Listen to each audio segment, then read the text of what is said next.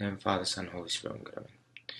Okay, so today we'll be talking about 1 Thessalonians chapter 4, verses 1 to 8. So, as the name suggests, this was written to the people of Thessalonica.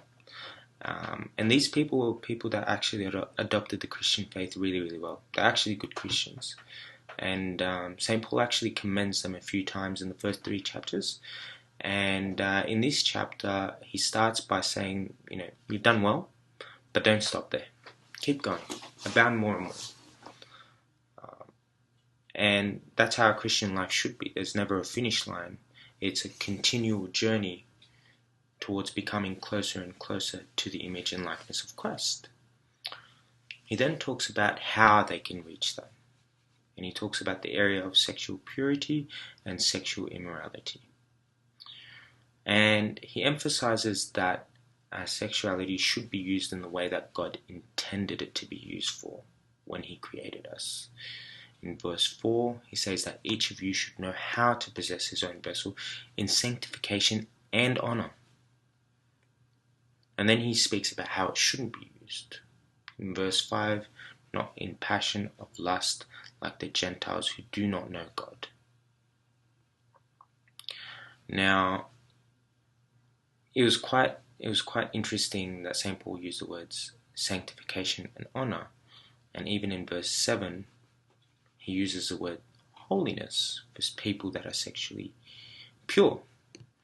And what is holiness? So holiness means, by definition, to be set apart or different. And who is holy? Can men be holy? Only God is holy. Okay? Even in the Bible it says God is holy, holy, holy. To be holy is the essence of God himself. So how can we ever be holy? So what we need to understand is that if holiness is the essence of Christ, we are able to be granted a piece of Christ, or to be united with Christ through sexual purity. Even in verse 8, he says, anyone who rejects this does not reject men but God. So it really exemplifies the importance of purity and immorality in this chapter. And if we are called to be in the image and likeness of Christ, if we are called to be united with Christ, it's such a small sacrifice to abstain from sexual immorality in order to receive the beauty of his glory and to receive, to feel his essence and to be united with him.